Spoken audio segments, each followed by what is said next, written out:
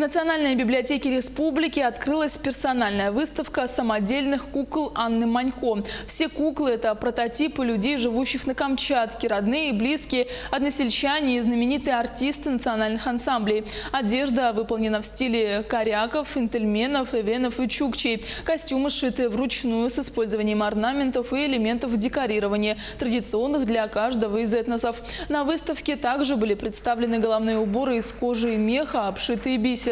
Коллекция уникальных кукол была привезена из Индии, где в составе российских участников была представлена на международной выставке. Первая моя кукла появилась в 2012 году. Началось все создание национального ансамбля «Кыкша-Ай». Елизавета Федоровна Долган, руководитель. Впервые она меня обучила бисероплетению, это вышивка розеток, ленат головных уборов.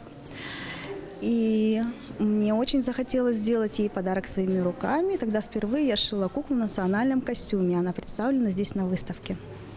Эту куклу заметили на краевых выставках и пригласили меня участвовать потом в дальнейшем в Москве, где я узнала о технике полимерной глины.